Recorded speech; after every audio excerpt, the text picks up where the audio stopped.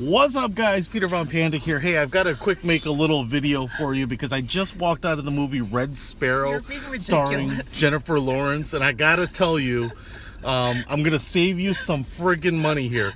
By the way, this video is going to be laden with spoilers, and the first spoiler is that nobody loves you. Spoiler alert! The second, the rest of this video is going to be loaded with spoilers. So if you don't want to see the movie, or if you haven't seen it yet and planning on doing it, stop the video. But for the rest of you who want to hear my rant about this piece of garbage, first of all, you know, there's nudity, there's some action, it's a spy thriller, and the whole thing is friggin' boring. Like, there are some movies that are 3 hours and feel 3 hours. I don't know how long this movie is, but it felt like 8 hours. First of all, it is so damn slow. And if you're familiar with movies, you know that there are supposed to be like the 3 acts. You know, the first act setting things up, second act, you know, progress, and third act, which is, you know, the final act, which is all the violence and the wrap up.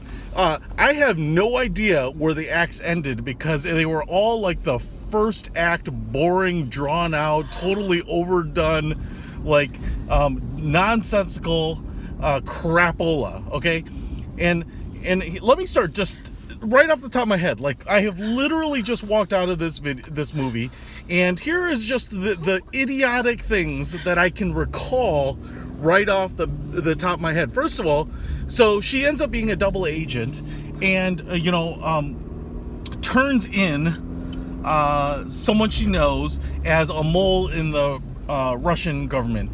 And it's stupid because she has no credibility. They basically send another spy to help her torture and interrogate a dude who ends up alive and is at the, you know, prisoner exchange at the end of the movie.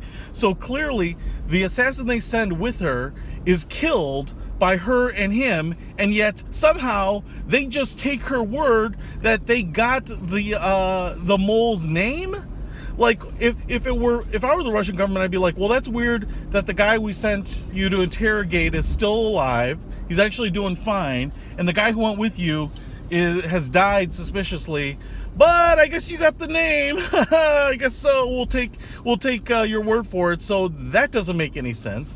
The second thing is she wanted to get to America, and she had a way to get there with her mother, and by giving up the fake mole name, she actually didn't have to go back to Russia. So one of the promises is that the mole was saying, you can turn me in, they'll kill me, you'll take my place, and so actually they won't know that there's a mole again. Well, because she never gave up the true mole's name, she actually didn't have to go back, right? So she could have just like taken off and lived in America and been like, no, I'm retiring, and, you know, send me my mama. And that whole 9 yards. So that was like the whole end, the twist and the reveal and her cleverness, and everyone's like, oh my God, they're so smart, these sparrows, was just redonkulous. Okay, so you know, I sat through, you know, felt like 7-8 hours of crapola for that reveal, and it was just ridiculous. So anyway, don't see Red Sparrow. Don't rent it. I know some of you are, because, you know, Jennifer Lawrence had like a bunch of skin scenes in it. So for the people who are interested in that, they're gonna probably see it. But listen, they weren't titillating at all. Snooze fest. Red Sparrow. Red Sparrow is like Jason Bourne minus Jason Bourne, replaced with bad accents and annoying whininess.